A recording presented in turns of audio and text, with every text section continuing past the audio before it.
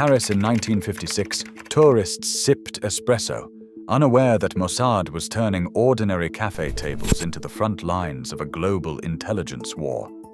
While diplomats negotiated in boardrooms, real secrets changed hands inside Brasserie Lippe and Café de Flore, aided by French authorities willing to look away. How did mundane conversations and coded matchbooks in these Parisian cafes help Mossad outwit Nazi fugitives and Middle Eastern terror networks for decades? The answers reveal a hidden city map beneath every cup of coffee and a covert alliance that redrew the rules of espionage. In the months after the Suez Crisis of 1956, Paris underwent a quiet transformation.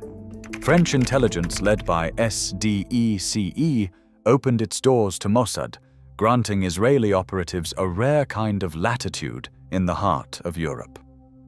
The city's official neutrality masked a deeper reality. French and Israeli interests had quietly aligned against common threats, especially after their secret military pact in Sèvres. While diplomats made headlines with public statements, Mossad's Paris station chief and his French counterpart met in discreet corners, hashing out the terms of a partnership that would reshape the city's role in global espionage. At the same time, a surge of Jewish refugees from North Africa and Eastern Europe poured into Paris. Many arrived with little more than a suitcase, but some carried memories, languages, and contacts that Mossad desperately needed. Cafes near transit stations and community centers became informal recruitment grounds. Over strong coffee and whispered conversation, Mossad officers verified identities, gathered intelligence, and offered new lives in exchange for information about shifting borders and hostile regimes. The French authorities, still stung by the fallout of Suez and eager to counter Soviet influence, looked the other way. Loose oversight became unofficial policy. Mossad's use of Parisian cafes was less about glamour and more about access to people, to stories, and to the city's unique rhythms. This tacit approval set the stage for a new kind of urban tradecraft, where the boundaries between public life and covert action blurred with every order of café crème.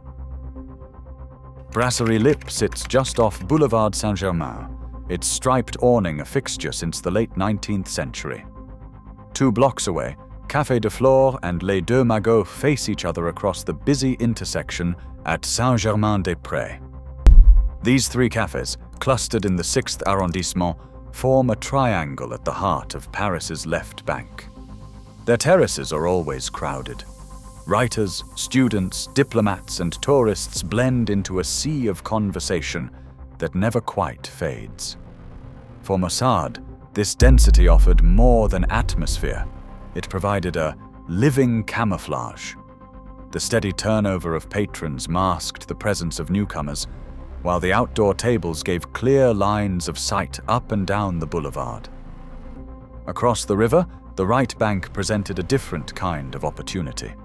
Cafes near Place de la Concorde and along Rue de Rivoli stood within walking distance of government ministries, embassies, and luxury hotels.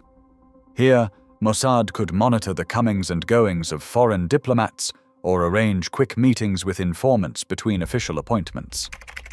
The proximity to the French National Assembly and Ministry of the Interior added a layer of strategic value, allowing for rapid shifts between surveillance and action. Transit dictated everything.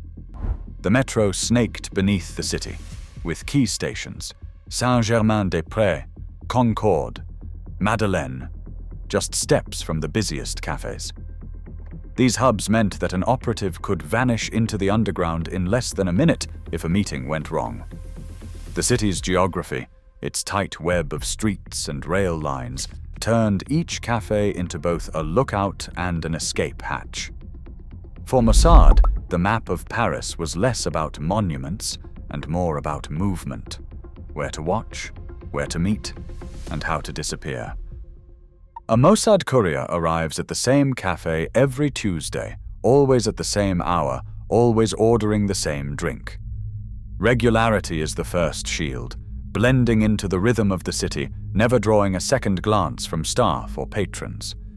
Communication unfolds in plain sight. A folded page in Le Monde, a matchbook marked with a single dot, a sugar packet placed at the edge of a saucer. Each object is a signal, its meaning clear only to those trained to see it. At a crowded table, a brush pass takes place, a fleeting touch as two strangers reach for the same newspaper, a tiny slip of microfilm exchanged beneath the cover of laughter and clinking glasses. Sometimes, a handler and asset triangulate their positions using reflections in the cafe's mirrors, confirming identities with a nod or the angle of a hat. Police evidence logs from the era list confiscated matchbooks with pinpricks, cigarette packs with hidden slips, and newspapers folded in precise patterns. The term brush pass entered official reports, describing these silent exchanges that could pass for nothing more than the choreography of Parisian life. In this world, every gesture is rehearsed, every object a potential message. Ambient noise in Paris cafes did more than set the mood. It shielded conversations from prying ears. The clatter of cups, the drone of voices, and the shuffle of waiters created a soundscape that muffled words and blurred intent. Intelligence studies from the era measured background noise levels, confirming that the din inside brasseries like Lip or Floor often exceeded what early surveillance microphones could reliably capture. Mossad teams exploited these conditions, timing exchanges for the lunch rush or evening crowd when the chatter was thickest and the risk of being overheard dropped sharply. Escape routes mattered just as much as camouflage. Paris's dense web of cafes and metro stations offered a kind of urban camouflage. A handler could slip out the front, duck into a side street, and disappear into the nearest metro entrance, sometimes in under 60 seconds. Transit maps from the 1970s highlight the advantage. Saint-Germain-des-Prés, Concorde, Madeleine, each a short walk from popular meeting spots, each a gateway to the city's underground arteries. Mossad teams rehearsed these exits, sometimes mapping the fastest paths between tables and train platforms, always ready to scatter if a meeting soured or a tale appeared. The city's geography became a living toolkit, turning every cafe into a potential point of entry or escape. A Mossad surveillance team waits at a corner table, eyes fixed on the entrance, as a suspected Nazi courier steps off the train at Gare de Lyon. In the 1960s and the 1970s, these encounters played out across Paris. Police archives record informants slipping into cafes along major transit routes, sometimes pausing just long enough to exchange a coded phrase or a folded newspaper. French magistrates reviewing post-war fugitive cases found that Mossad relied on these public spaces to verify identities before moving in. For some, the wrong meeting meant arrest and extradition. For others, a missed signal meant vanishing into the crowd, their trail lost for years. By the late 1970s, the focus shifted. The Abu Nidal organization used Paris as a base for finance and logistics. Mossad agents, posing as tourists or journalists, tracked meetings in brasseries near the Champs-Élysées. Surveillance files detail how couriers were tailed from cafe tables to metro platforms, sometimes intercepted before money or instructions could change hands. French anti-terror magistrate Jean-Louis Bruguière later described these operations as a race against time, with lives at stake on both sides. After Munich, cafe windows became the front line of Operation Wrath of God. Agents watched for Black September operatives, confirming safehouse locations from outdoor seats.